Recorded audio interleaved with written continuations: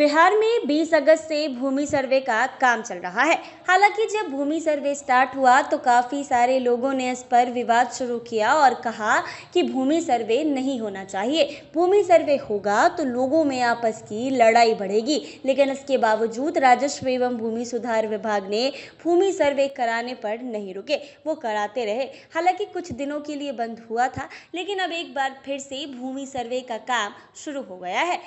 पुराने दिन यानी स्टार्टिंग में लोगों को काफ़ी दिक्कत हुई, लेकिन धीरे धीरे लोग भूमि सर्वेक्षण का काम समझने लगे और शिविर में पहुंचने लगे हैं। ऐसे में आपको बता दें कि कई सारे ऐसे लोग हैं जो यहाँ रह रहे थे लेकिन बाहर रह रहे हैं, तो उन लोगों के लिए भी डिटेल जो थी वो दी गई और बताया गया कि ऐसे लोगों को क्या कुछ करना है। ऐसे में ऑनलाइन सुविधा भी दिलाई गई कि जो लोग ऑफलाइन नहीं कर सकते हैं, अंचल नहीं जाना चाहते हैं क्योंकि जो सीओ है वो परेशान करते हैं, अधिकारी परेशान करते हैं, तो उनके लिए भी ऑनलाइन की सुविधा दी गई। लेकिन इसके बावजूद अभी भी जो भूमि सर्वेक्षण का काम चल रहा है उसमें दिक्कत आ रही है। बिहार भूमि सर्वे के दौरान हाल में ऐसे कुछ मामले आए हैं जिनमें सरकार ने शत्रु संपत्ति अधिनियम का प्रयोग कर सरकारी जमीन की अवैध जमाबंदी रद्द कर दी है। सवाल ये उठता है कि आखिर ऐसा किस नियम के आधार पर किया गया है? ये शत्रु संपत्ति अधिनियम आखिर है क्या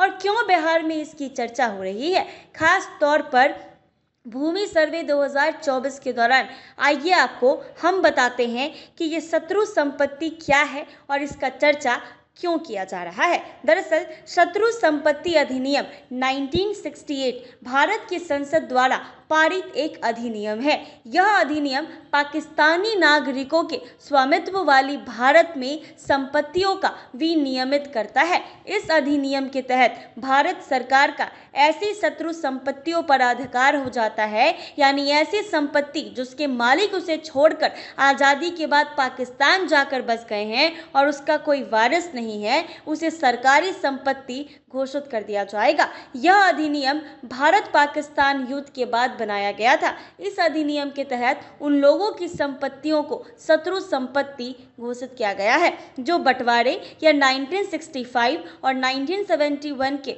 युद्ध के बाद पाकिस्तान चले गए थे। इस अधिनियम के तहत शत्रु संपत्ति में जमीन, मकान, सोना, गहने, कंपनियों के शेयर वगैरह शामिल है।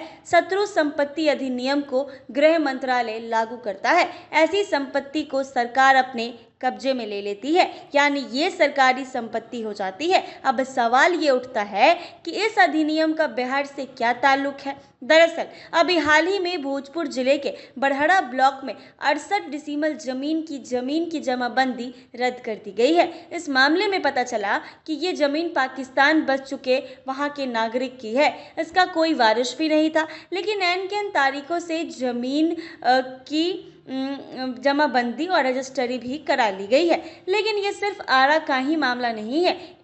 एक अखबार के अनुसार भारत सरकार के गृह मंत्रालय के द्वारा पत्रांक 38/7/2002 ईपी दिनांक 25/9/2020 एक चिट्ठी जारी की गई थी। इस चिट्ठी के बाद खगड़िया के एडीएम ने मौजा हाजीपुर खाता नंबर 96 खिसरा नंबर 74 जो कि करीब 1 बीघा 13 कट्ठा 10 धूर थी, उसकी खरीद बिक्री पर रोक लगा दी थी। इसके साथ ही खाता नंबर 135 खिसरा नंबर 83 की 1 बीघा 10 धूर, फिर खाता नंबर 125 खेसरा नंबर 84 की 14 कट्ठे 1 धूर और खाता संख्या 144 खेसरा संख्या 232 की 4 बीघे 5 कट्टे 10 धूर भूमि की खरीद बिक्री पर भी रजिस्ट्री ऑफिस में रोक लगा दी गई थी। इस जमीन की कीमत करोड़ों रुपए में है और ये खगड़िया शहर में स्थित है। इन जमीन के लिए भी एडीएम एसडीएम कोर्ट ने शत्रु संपत्ति अधिनियम का ही प्रयोग किया। माना जा रहा है कि बिहार में भूमि सर्वे के दौरान अभी भी ऐसे कई और प्लॉट सामने हैं जिनके मालिक पाकिस्तानी नागरिक थे और उनका भारत में कोई वारिस नहीं है। वहीं सिर्फ बिहार ही नहीं बल्कि देश भर में ऐसे कई प्लॉट्स हैं जिनके मालिक पाकिस्तानी नागरिक हैं और अब उनका भारत में कोई वारिस नहीं है।